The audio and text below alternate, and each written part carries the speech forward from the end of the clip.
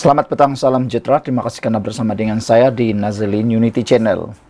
Persoalan besar pada petang ini ialah, adakah Menteri Besar Perlis sanggup meletakkan jawatan selepas anak beliau didakwa membuat klaim palsu berkaitan dengan minuman Raja Perlis? Ini satu tindakan atau satu perkara yang memang memalukan. Bahkan ianya disokong pula oleh seorang pemimpin UMNO, yaitu Puan Zarkasi. Puan Zarkasi kata, letak jawatan sajalah Menteri Besar Perlis. Apa pula pendapat anda? Kerana selama ini, Parti Perikatan Nasional mendakwa gabungan Perikatan Nasional itu bersih. Dan mereka mungkin perlu bertanggungjawab dengan apa yang mereka kata, yaitu apabila ada kes berkait dengan rasuah maupun perkara-perkara penyelewengan yang lain, mereka sanggupkah untuk meletakkan jawatan bagi membuktikan mereka adalah gabungan Perikatan Nasional yang bersih? Ataukah itu hanya satu retorik yang biasa dimainkan? Puan Zarkasi mendakwa hari ini, beliau meminta supaya Menteri Besar Perlis itu segera letak jawatan. Kerana selama ini, Parti PAS, Perikatan Nasional juga seringkali melaungkan supaya sesiapa yang didakwa di mahkamah meletakkan jawatan. Tapi nampaknya itu bukan saja terkena pada Pakatan Harapan, tetapi kini juga berbalik pula kepada Perikatan Nasional. Dan mereka pula mula tersenarai dalam kluster mahkamah. Pemimpin pusat UMNO, yaitu Muhammad Fuad Zarkasi, menggesa Menteri Besar Perlis Sukri Ramli meletakkan jawatan susulan pertuduhan tuntutan palsu terhadap anaknya Muhammad Syafiq. Jawapan standard PAS nanti ialah mereka belum didapati bersalah. Maka tidak ada sebab Menteri Besar Perlis letak jawatan atau kosongkan kerusi Dewan Undangan Negeri Sanglang. Lagipun bukan Menteri Besar Perlis yang kena dakwa. Dia pun tidak pertahankan perbuatan anaknya. Semua itu jawapan hipokrit, kata Puan. Syafiq hari ini didakwa di Mahkamah Session Kangar atas pertuduhan tuntutan palsu lebih RM19,000 untuk projek bekalan minuman untuk Raja Perlis di Hospital Tuanku Fauziah HTF. Dalam kenyataan malam tadi, kira-kira jam 12 sebelum pertuduhan pagi tadi, Puan berkata pentadbiran Sukri begitu lemah.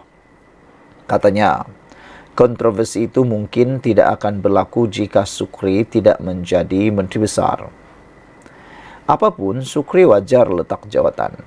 Tidak patut anak dan setiausaha politik melakukan perkara jenayah sebegitu, katanya. Dia juga menyindir dengan berkata, mujur Perlis negeri miskin. Mujur Perlis negeri miskin dan tidak ada seberang projek mega yang boleh dicuri, disonglap, kata beliau. Dengan pentadbiran yang lemah dan mudah ditipu, Perlis akan bertambah mundur, katanya lagi. Ketika dituduh di Mahkamah Session Kangar, Syafiq mengaku tidak bersalah. Dia dituduh membuat tuntutan dengan niat memperdayakan prinsipalnya ketika dia mempunyai sebab untuk percaya bahawa ia mengandungi butiran matan palsu pada 19 Februari lalu. Pertuduhan dibuat di bawah Seksyen 18 Akta Suruhanjaya Pencegahan Rasuah Malaysia SPRM 2009. Jika sabit kesalahan, dia boleh dihukum penjara tidak lebih 20 tahun dan denda tidak kurang daripada 5 kali ganda jumlah nilai suapan atau RM10,000 yang mana lebih tinggi. Mahkamah membenarkan Muhammad Syafiq diikat jamin RM20,000 dan perlu melapor diri di pejabat SPRM berhampiran setiap bulan dan menyerahkan pasport kepada mahkamah sehingga kes selesai. Saudara-saudara sekalian, apa pula pendapat anda? Adakah anda setuju dengan dakwaan dan juga permintaan daripada Puan Zarkasi ini supaya Menteri Besar Perlis tersebut letak jawatan. Dan yang lebih pedas lagi, apabila Puan Zarkasi menyindir dengan begitu sinis dengan mengatakan mujur Perlis negeri miskin. Mujur Perlis negeri miskin dan tidak ada sebarang projek mega yang boleh dicuri songlap. Dengan pentadbiran yang lemah dan mudah ditipu, Perlis akan bertambah mundur, kata Puan Zarkasi. Kita jumpa lagi. Salam sejahtera, terima kasih kerana bersama dengan saya di Nazalin Unity Channel. Anak Menteri Besar Perlis tidak mengaku salah buat klaim palsu membabitkan minuman raja. Wow, kalau ini benar-benar berlaku, ini memang satu perkara yang menarik sekali untuk kita bicarakan. Kalau pada zaman dahulu, zaman-zaman Kesultanan Melayu Melaka dahulu, zaman Kesultanan Melayu dahulu, ini sudah boleh dianggap satu tuduhan yang sangat berat. Ianya luar biasa dan boleh dianggap satu perbuatan yang sangat-sangat mendukacitakan raja. Tapi memandangkan kita kini berada pada zaman yang moden, maka ianya perlu melalui satu proses di mahkamah. Kalau dulu ianya tidak akan melalui proses mahkamah, ianya perlu diadili oleh Sultan sendiri. Itu sejarahnya. Tapi kali ini anak Menteri Besar Perlis telah pun tidak mengaku salah membuat klaim palsu membabitkan minuman raja. Anak kepada Menteri Besar Perlis, Muhammad Syafiq Muhammad Syukri, mengaku tidak bersalah di Mahkamah Seksyen Kangar hari ini atas pertuduhan mengemukakan tuntutan palsu berjumlah RM19.505.10. Muhammad Syafiq, 35 tahun, didakwa melakukan tuntutan palsu berkaitan penyediaan minuman untuk kegunaan Raja Perlis yang dirawat di Hospital Tuanku Fauzia Kangar Februari lalu. Berdasarkan dokumen arahan pembayaran bertarikh 19 Februari tahun ini, ia mendakwa telah membekalkan air kepada Raja Perlis dengan keseluruhan kos berjumlah lebih RM19.000. Namun sebenarnya tiada sebarang air minuman yang dibekalkan kepada Tuanku Said Sirajuddin Putra Jamalulail seperti mana butiran dokumen berkenaan.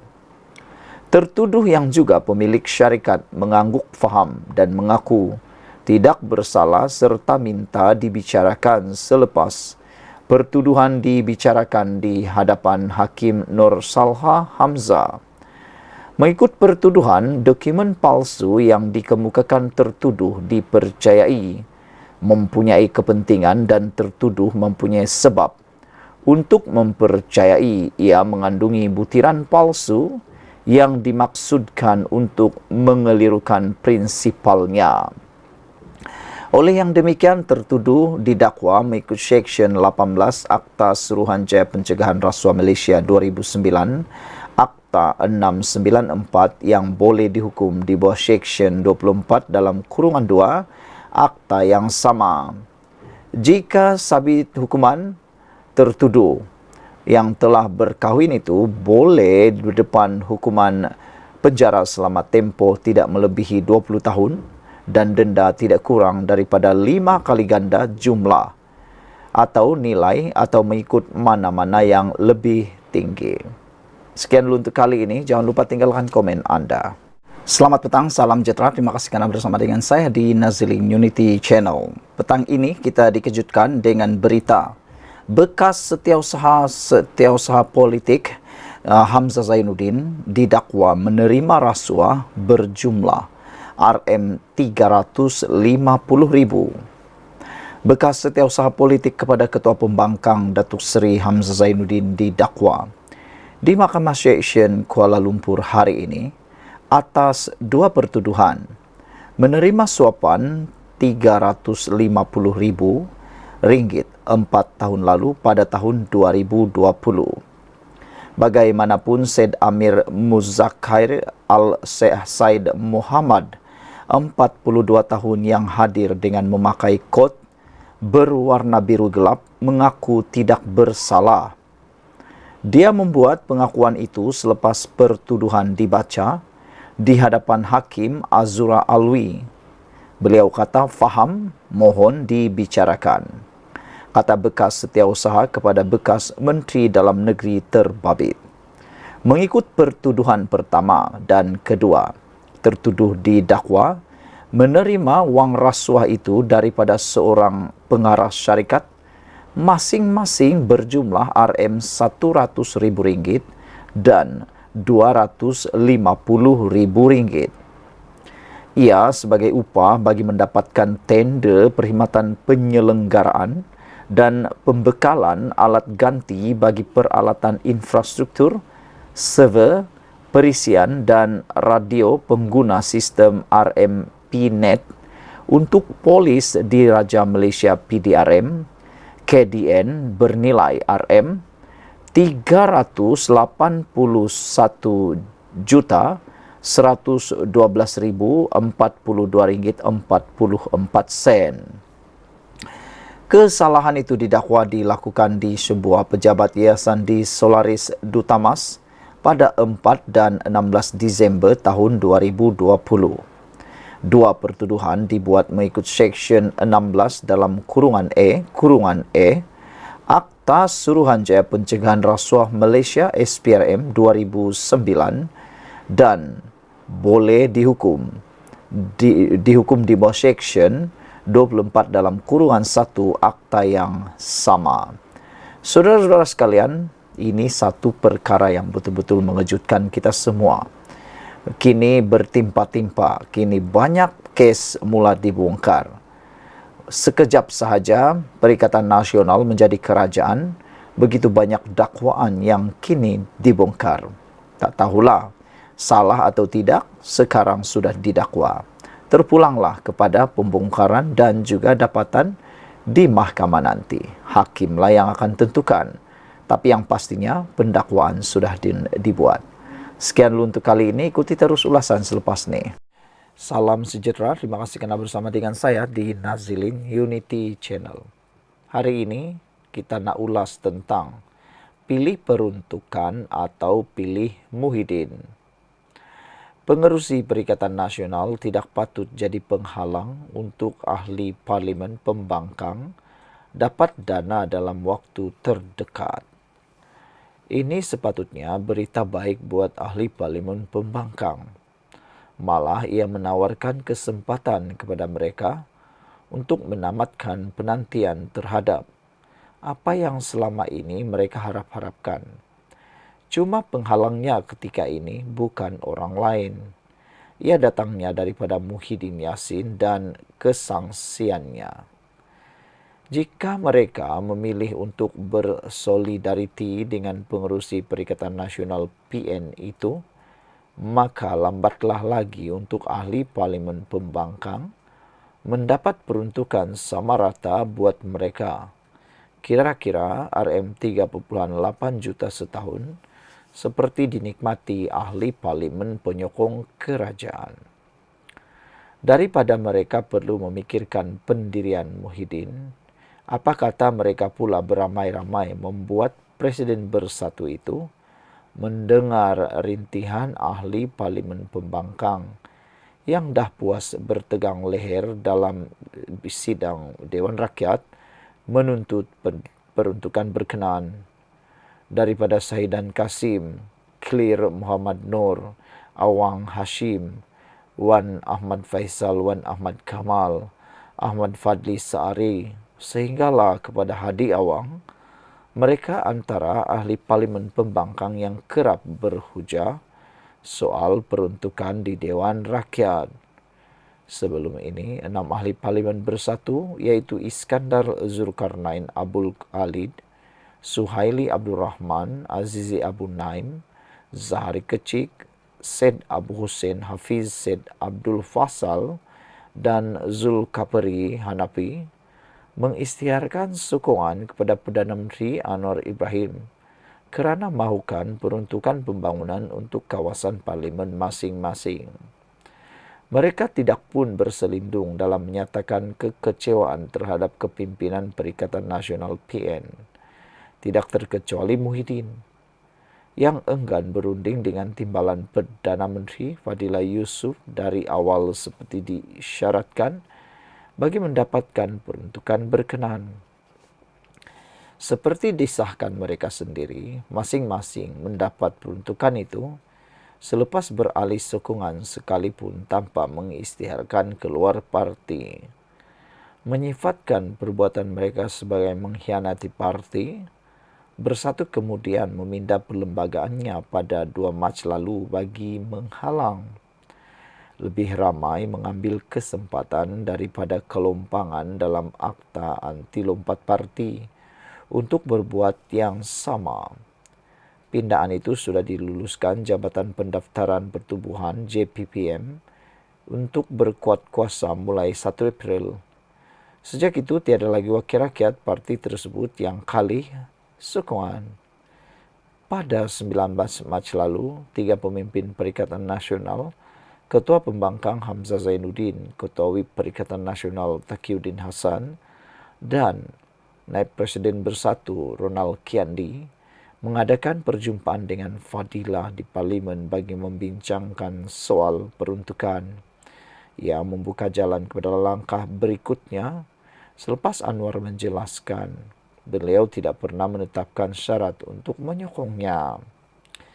Ini disusuli satu pengumuman Fadila pada 18 April bahawa Majlis Pimpinan Tertinggi Sekretariat Kerajaan Perpaduan pada dasarnya bersetuju untuk mempertimbangkan bagi menyalurkan peruntukan kepada ahli Parlimen Pembangkang selepas keputusan itu dicapai dalam mesyuarat dipengerusikan Anwar di Sri Perdana hari sebelumnya. Berikutan itu, satu draft memorandum persefahaman atau MOU akan dirangka terlebih dahulu dan kemudian dipanjangkan kepada pembangkang sebagai langkah untuk perundingan seterusnya. Kerajaan tidak menggunakan seberang paksaan, sebaliknya berharap ia dapat dipersetujui bersama untuk dilaksanakan. Semuanya nampak berjalan lancar pada tahap itu sehinggalah Muhyiddin menggunakan kesempatan ketika kempen PRK Kuala Kubu Baru pada 21 April lalu untuk mempertikaikan apa perlunya MOU itu jika kerajaan perpaduan ikhlas mahu menawarkannya. Kesangsian ahli Parlimen Pagoh itu adalah terhadap syarat yang bakal dikenakan. Muhyiddin turut membuat perbandingan dengan waktu beliau menjadi Perdana Menteri ke-8, iaitu Mac 2020 hingga Ogos 2021. Peruntukan diberikan kepada pembangkang tanpa mereka memohon atau diikat dengan sebarang MOU atau perjanjian. Cuma beliau tidak berterus terang bahawa peruntukan 300,000 kepada semua wakil rakyat ketika itu ialah untuk menyediakan bakul makanan kepada rakyat ketika pandemik COVID-19. Ia tidak sama dengan peruntukan pembangunan kawasan CDF kepada semua ahli parlimen sebanyak 38 juta setahun bagi setiap seorang. Seperti didedahkan Anwar sebelum ini, Muhyiddin tidak memberikan peruntukan kepada wakil rakyat pembangkang ketika beliau menjadi ketua pembangkang di Dewan Rakyat dan ia hanya diperoleh di era pentadbiran Ismail Sabri Yaakob selaku Perdana Menteri ke-9 dari Ogos 2021 hingga November 2022. Mungkin Muhyiddin mengharapkan orang akan lupa. Terbaru pada 14 Mei lalu, Fadilah memaklumkan bahawa draft MOU berkaitan peruntukan untuk ahli Parlimen Pembangkang hampir siap dan sedang dimuktamadkan. Maknanya penantian mereka selama lebih 17 bulan akan berpenghujung dan mungkin hanya perlu menunggu sedikit masa lagi. Sebagai menjawab kesangsian Muhyiddin, Timbalan Perdana Menteri menawarkan penjelasan bahawa MOU itu bertujuan mewujudkan usaha bersama bagi menggerakkan pembangunan negara dengan fokus kepada ekonomi dan kesejahteraan rakyat daripada segi kestabilan dan keamanan. Tiada pun syarat yang mengikat, jauh sekali keperluan menyokong Anwar Ibrahim yang sudah memiliki majoriti selesa untuk diganggu-gugat. Saya tak nak komen apapun yang dia Muhyiddin kata. Tak perlu nak layan, tetapi sekarang ini apa yang kita nak laksanakan kaedah iaitu MOU. Kalau ikutkan tak perlu pun kerana kerajaan sudah ada 2/3. Tetapi kita nak laksanakan supaya akhirnya perjanjian itu ada persefahaman untuk gerakan pembangunan negara jelas Fadila. Di sebalik itu Muhyiddin berkata, pihaknya akan menilai terlebih dahulu MOU itu jika ada sebarang syarat agar ia tidak mengikat wakil rakyat pembangkang. Hairan juga dalam keadaan pembangkang berhendak kepada peruntukan selepas PRU 15, ia pula mahu menetapkan syarat itu dan ini atau langsung tidak mahu berikan syarat. Kita belum tengok MOU, apa kandungan, dan kalau kita bagi peruntukan syaratnya adalah begini dan begitu dan akhirnya mengikat kita, kita tak bodoh walaupun kita mahukan peruntukan, kata beliau. Muhyiddin perlu mengenepikan kepentingan peribadinya atas apapun. Sebab politik dalam isu peruntukan ini sebaliknya hendaklah lebih peka kepada keresahan wakil rakyat pembangkang, pemimpinnya yang hanya mahu peruntukan diluluskan secepat mungkin. Tentunya pada peringkat ini, wakil rakyat pembangkang lebih mengutamakan dana untuk kepentingan rakyat di kawasan masing-masing daripada kisahkan untuk menjaga air muka Muhyiddin yang tidak pun mendahulukan mereka.